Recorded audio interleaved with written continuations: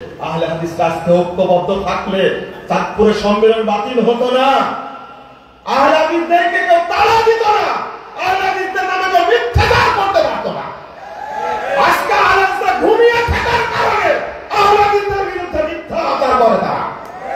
আমার শরম লাগে, লজ্জা লাগে, আহলে হাদিস তরুণকে শুধু আমিন বলার কারণে মসজিদে ধরে পিটান।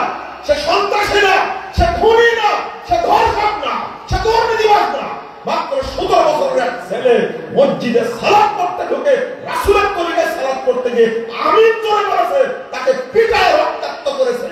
বাংলাদেশে যারা এই ধরনের কাজ করে রাসূলের তরিকায় সালাত আদায় করার জন্য যারা মারপিট করে, মসজিদে তালা লাগিয়ে দেয়, তারা মানুষই হওয়ার যোগ্যতা রাখে না, মুসলমান তো দূরের কথা।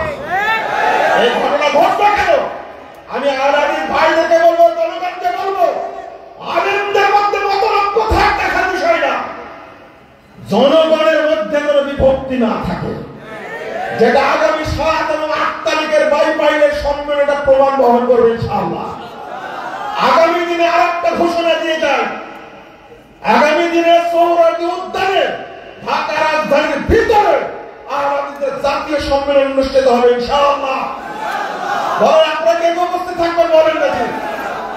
এই ঢাকাবাসীকে এই সম্মেলনের দায়িত্ব গ্রহণ করতে হবে ইনশাআল্লাহ। সোহরাওয়ার্দী উদ্যানে আসবেন আপনারা ইনশাআল্লাহ। বাংলাদেশের কোনো আলেম থাকবে না, সবাই শহরের উদ্যানে উপস্থিত হবে ইনশাআল্লাহ। বলেন আল্লাহ যেন কবুল করেন, আমিন।